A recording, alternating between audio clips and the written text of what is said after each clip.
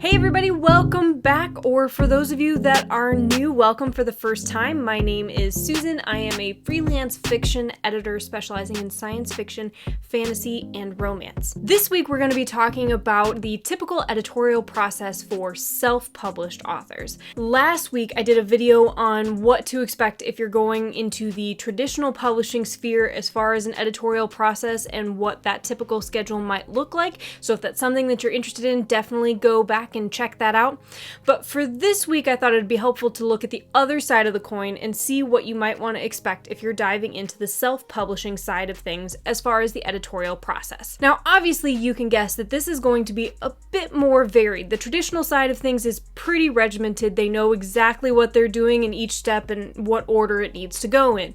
Self-publishing is obviously a bit more varied. It has a bit more malleability to it. So it really depends on your needs as an author, your story's needs, time, and obviously budget. So I'm going to walk you through two paths. The first one being a pretty base editorial workflow that most of you will probably want to follow, either if you're on a limited budget, if you're new to the process, or maybe if you don't feel like you need all that much editorial feedback. The second path will walk you through a more ideal editorial workflow for a self-published author. It'll more closely resemble the traditional editorial process. Obviously, they know what they're doing and there's good reason for it. And following these key steps can help you have a more polished product, although obviously it's going to take more time and yes, more money. So let's go through the base editorial process. So you are either a new self-published author or somebody who wants to keep the costs pretty low.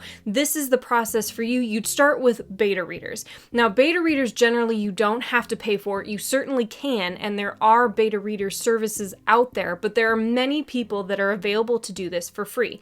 And basically what you want to look for are people that are in maybe your writing groups, other Facebook groups, people that do this professionally that maybe would trade with you. You would be a beta reader for them, they would be a beta reader for you, and you want it to be a similar genre and a similar type of book so that you are a part of the market that they're targeting. Because the main purpose behind a beta reader is to give you editorial feedback from a reader and a market perspective. So as somebody who's read widely in the fantasy genre or romance genre, if that's what you're writing in, did they like your novel? What did they have issues with? Did they connect with the characters? Did they love the romance story arc? Did they understand the world building? That type of thing. It can be really useful feedback to take in as you decide what you want to change with your novel and how you want to adjust moving forward, if at all. The second step would be a developmental edit. Now, not everybody feels the need to have a developmental edit. It can be expensive, especially if you have a lengthy novel. So for sci-fi fantasy authors out there, this could be a bigger expense because generally dev editors charge by word. But I do highly recommend that if you have the opportunity to do so with time and budget as a consideration, that you consider hiring a developmental editor. Now, obviously, I'm a bit biased. I'm a developmental editor, and I wish that everybody would, because I think it's really important to have a professional set of eyes on your book for story purposes only, meaning they're looking at the goal, motivation, and conflict of all your characters. They're looking at the world building. They're looking at your story arc and your scene transitions. They're going more in depth than just the beta readers with, did I like this or did something strike me wrong? They're able to tell you and identify certain issues and tell you if you agree that they are a problem, here might be a way to fix them. So it is a really beautiful partnership and a part of constructive feedback that can help you not only make your book better for this book, but grow as an author overall, which is a vital component for those of you that want to grow this into a career, whether part-time or full-time. But as I said, not everybody prioritizes this in the beginning, and that's okay. So this may or may not be part of your basic process. I highly recommend it, and it is something for you to research, but it might be something to put down the line if it's not in your cards at this time. The next step is 100% a copy editor. I very rarely meet an author who is self-publishing who hasn't hired some level of a copy editor. And there are different levels. You can have a very light copy edit, you can go all the way to heavy copy edits. And all of this involves finding grammatical and spelling errors as well as consistency errors. So what somebody looks like in the beginning, you want to make sure they still look like that at the end, as well as if you have any real places or people or anything that's based in the real world here in your story, you want to make sure that they are going through and confirming that information. So if you said somebody's birthday was on March 31st and they're a famous person, you definitely want that to be a true statement. So they go through and check all that as well. So most everybody will hire a copy editor. I certainly 100% recommend that for all of you out there because it just makes for a more immersive reading experience. You don't want your readers to be halfway through your book loving it, but they just have to put it down because there's so many errors that they're being taken out of the story. Copy editing is another step that can be quite costly depending on the level of copy editing you hire for, but again, this one 100% worth it. I definitely recommend that you invest, especially if you are at the beginning of a career and you want to build towards people wanting to buy your books again and again and again. You want to make sure they feel as though they are buying quality and they are getting a really great, well put together novel. And then the final step on this path is formatting.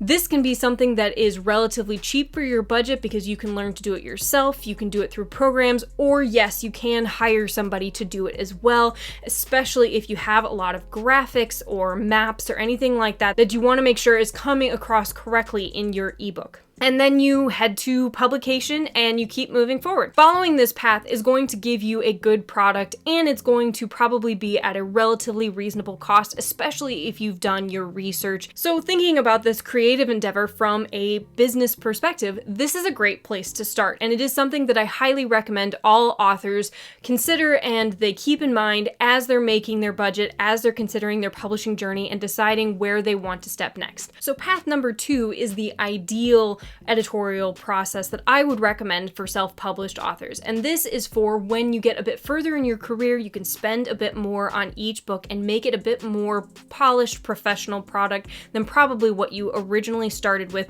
as well as your books may be getting more complex, so they may just need more of that editorial attention.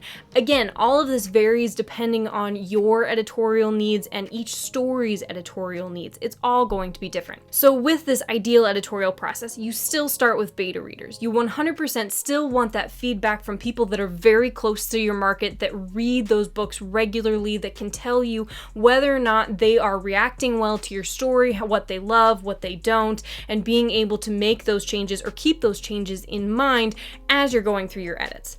Then I would recommend having a developmental editor. Again, I recommended it on the base package, but if you didn't then and you have more opportunity to do so now, 100% recommend that you invest in this. It is so helpful to have somebody clarify your story and make sure the vision that is in your mind is making it to the page and is clear to the reader. Next then is possibly a line edit. So a line edit is a bit deeper on a more line by line level, obviously line edit, line by line level edit of your story. And this involves looking at, do you have repetitive sentence structure? Do you have crutch words that you use and rely on a lot that might get a bit distracting to the reader? Do you have really great scene transitions and chapter transitions, or is it a bit abrupt as you move through the story? Things like that that are a bit more of the nitty-gritty detail that can help you grow as a writer and just create a more enjoyable reading experience. So it is something that, again, if you feel your story needs it and you have the opportunity to do so, I highly recommend. Then comes the copy editor. Again, never skip this step. It is vitally important to make sure your story is as clean and clear as possible. Then formatting. Again, this is something that if you want to hire somebody, it will take some time off of your hands. It can be really helpful if you have a lot of intricate formatting, if you have a lot of images or icons or maps or anything of that sort. It can be helpful to have somebody that can actually code that versus putting it in a program or doing it yourself, but that is really up to you. And then the final step in this ideal editorial process path is actually a proofreader. So in the base plan, you went straight from formatting to publishing the book. The step in between here, this proofreading, is to really help you catch any of the last minute errors that anyone may have missed. So the proofreader is looking for anything that the copy editor may have missed, so any last minute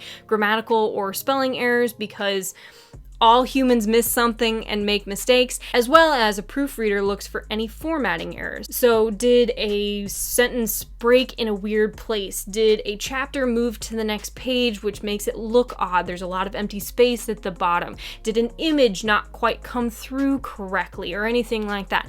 Now, if you've paid for a professional formatter, this may not be something that you necessarily feel the need to invest in. I would still recommend it because it is one last pair of eyes on your story before you publish. But again, it is entirely up to you and what you feel your story needs. And then after the proofreader or proofreaders, then you can move that book to publication and you've got a really solid, polished title to put out into the market that will live there for many years and hopefully have a ton of sales and readers for you. So looking at these two plans, you can see the difference. One is more of the streamlined process. It's definitely cheaper, but you have less eyes on your manuscript. For the ideal process, it may take a little bit longer. It definitely incurs more costs, but you have at least 3 to 4 people looking at your novel as you're going through all of these edits and copy edits and everything like that, making sure the book is the best it possibly can be before you put it out into the market and in readers' hands. And those are the two paths that I would recommend depending on where you're at with your self-publishing journey. Everybody's going to be a bit different, your needs are going to vary, and your needs might vary depending on which story you're writing. Each novel is going to have different needs. You may have struggled more with one than the other, so you may want a developmental editor and a line editor on one versus the other you feel pretty confident in just sending it straight to a copy editor. It does not need to be the same process each time, although the more people you have on it, the more people working with you on it, the better, more polished product it's most likely going to be. So it's entirely up to you. I highly recommend you do your research as you move into this process. Don't hesitate to reach out if you have any questions or anything that I can answer. Hopefully this has been helpful. Don't forget to like, comment, and subscribe below. It really helps the channel. And until next week, keep writing.